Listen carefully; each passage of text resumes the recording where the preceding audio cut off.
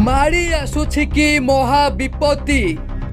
सात सागरर पानी रे बुड़ी जीव कि पृथ्वी ध्वंस पाइजिव कि मानव सभ्यता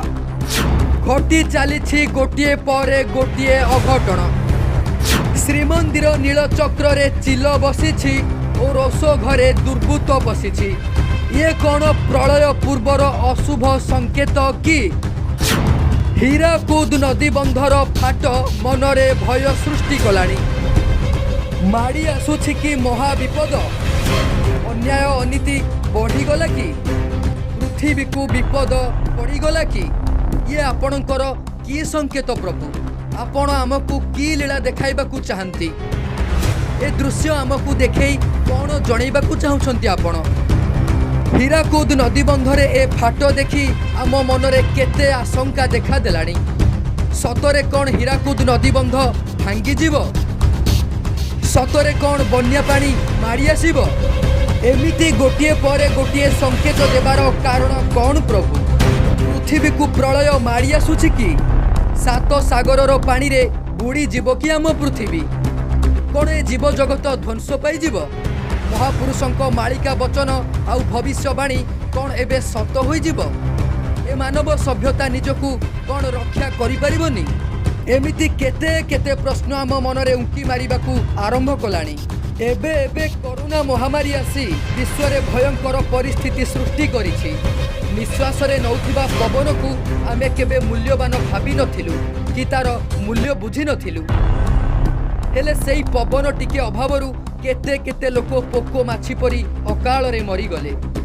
केते केते बापा माँ निजर पिला छुआ को हराई बेसहारा हो गले तो केते पिला निज बापा माँ को हराई सबुदिन पाई होई गले अनाथ बोधे पापर भार को धरित्री माता आउ सह्य करि पारुनी दिन को दिन मनीष असभ्य होई पड़ुछि मनीष मनर पशु प्रकृति समाज को नष्ट करुछि संपर्क संपर्क मध्यरे विश्वास कमी कमी जाउछि आपणार लोक को भी मनीष एठी विश्वास करि पारुनी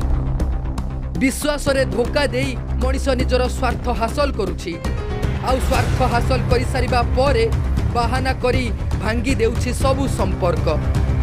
पवित्र संपर्क रे मध्य कला दाग लगैबा पई पछै जाउनी आजिर ए मनीष एते तळकू खसी सारिछि जे तार प्रभाव रे भगवान मध्य त्राही त्राही डाकिबाकू आरंभ कले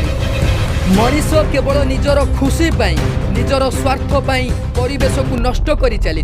शस्य श्यामला वसुधा माँ को वृक्षहीन करी तार सबुजिमा को ध्वंस करुछि प्रकृतिर नियम को बदले निज इच्छारे गोटिए पर गोटिए पाप कर्म करी चली वसुधा माँ आउ केते सहिब पृथ्वी आउ केते दिन मनीष इच्छारे चलिब बोधे से शेष समय आसवाक जाउछि आउ ये हेउछि तार किछि संकेत सृष्टि रे निजकू श्रेष्ठ प्राणी बोलाउथिबा मनीषर अहंकार रे अन्य प्राणी माने विपद रे पड़िछंती माटी आकाश पानी पवन सबुठी मनीषर राजुती पृथ्वी रे आज केवल अशांति ही अशांति देश देश मध्य रे युद्धर कला बादल घोटी रही बड़ बड़ देश माने पृथ्वी को ध्वंस करने भली परमाणु बोमा सबू सजई रखिछंती केते बेले जे ए पृथ्वी ध्वंस पाइब ता किए बा कहि परिबो बोधे से समय एबे आसी गलानी मनीष समाज ता कला कर्मर फल पाइबाकू जाउछि से समय धीरे धीरे पाखे आसुछि आउ सेइथिपाई आपण आमकू ए संकेत देउछंती प्रभु किछि दिन हेबो श्रीमंदिर रे अघटन मान घटी घटी चलीछि जहा आगरू केबे होई नथिला ताहा एबे बारंबार हेउछि केही जणे अजणा व्यक्ति श्रीमंदिर रोष घरे पसी चुली भांगिथिला पुणी रोष घरे निया लागिथिला ए तो निश्चय विपदर ही संकेत परे परे दधी नौतीरू पथर खसी क्षति आनीथिला वर्षा पानी रे श्रीमंदिर 22 पाहाच बुड़ी जाइथिला नदी धार परी धार धार पानी आसी सिंह द्वार रे जमा होइथिला ये भी थिला आम पई एक भयंकर संकेत खाली सेतिकी नुहे श्रीमंदिर उपरे चिल उड़ीबा और नीलचक्र रे बसिबा निश्चय एक खराब संकेत से सबु भयंकर शुभ संकेत आम मनरू जाइनी पुणी आपण आउ एक संकेत देवार कारण कौन प्रभु मालिकारे महापुरुष माने वर्णना करिथिबा भविष्यवाणीर सबु कथा धीरे धीरे सत हेबाकु आरंभ कलानी। मालिकार वर्णना अनुसार गोटिए पर गोटिए कथा सत हेबारे लागिछि। महापुरुषंक भविष्यवाणीर दृश्य सबु एबे सबुआडे देखिबाकु मिलुछि। आम राज्य ओडिशारे मध्य भविष्यवाणी अनुଯାयी गोटिए पर गोटिए दुर्घटना घटिबारे लागिछि। तेबे प्रलय आगरु एमिति किछि दुर्घटना घटिबो जहाँ प्रलयर संकेत बोली मालिकारे कुहा जाइछि। अर्थात महाप्रलय आगरु सेमिति किछि अशुभ संकेत निश्चय देखा देबो जहाँ एबे देखा जिबा आरंभ करिछि। श्रीमंदिर ठारू आरंभ करी हीराकुद नदीबंध पर्यंत सबुठी एबे सेमिति अशुभ संकेत देखिबाकु मिलुछि। हीराकुद नदीबंध ओडिशार परिचय। तारी भितरे हीरार खणी समाधि नेइछि बोली लोक आलोचना करंती। हीराकुद जलभंडार रे रहिछि अकात अकात पानी।